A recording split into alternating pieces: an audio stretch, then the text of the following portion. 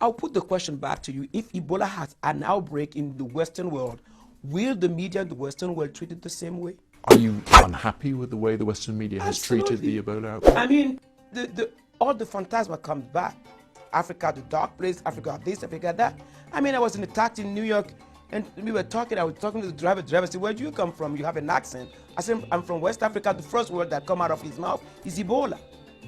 I mean, that's what the media are doing. What did you say to him? I tell him, no, I have no Ebola, otherwise I won't be in this country. Do you think that everybody in Africa have Ebola? I was giving a lecture in a primary school in Palm Beach. A little boy, 9 years old, tell me, did all the African kids, we can see the ribs? That's the image you give to people. I mean, the media have responsibility in this. The outbreak of Ebola is there. What are we doing to help strengthen the health system of those countries? We're doing nothing. We are using it for political benefits. I mean, it's just like, looks like the Western is the hyena feeding on the misery of African people to make themselves elected or to take benefit out of it. They should be shameful doing this. I mean, what is this? I mean, everybody's phantasm about Africa is always negative. Any success story from Africa doesn't interest any media. They are so eager and hungry for horrible story from Africa. Why? If Africa does bad, everybody do bad. People that put gas in their car, where do gas come from?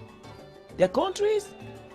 All the people are living large in this country and in the Western world at the cost of whose life? Instead of helping the country strengthen their health system, there are nurses, there are courageous people in Liberia, Sierra Leone, Guinea, that are working day and night to stop this outbreak. And instead of giving them courage, instead of supporting them in many different ways, we are counting how many people are dying. It's fear, isn't it? Maybe we're afraid of this disease, and that's why people are reacting in the way you say. But the thing is, fear. Who started the fear mongering? The media.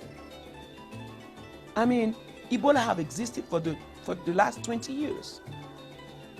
Why don't anybody come up with a vaccination? The pharmaceutical firm, they knew about it. As long as it's in Africa, it's taking African people, nobody cares.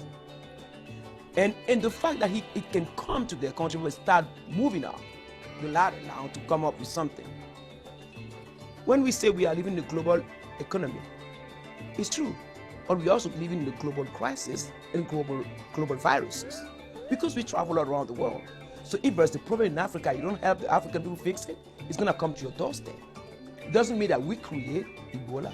We don't invent Ebola. Ebola is just a disease that exists there. Like, we're going to be blamed also of inventing malaria too? Or we're going to be blamed for everything?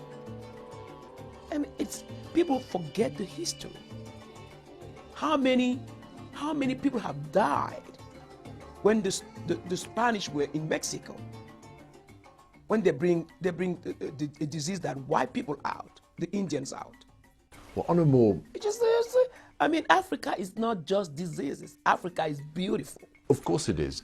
And on a more optimistic note, I mean, I think many economists now say Africa is rising. It is. Is it? It is. I mean, it's the only part of the world where you have growth.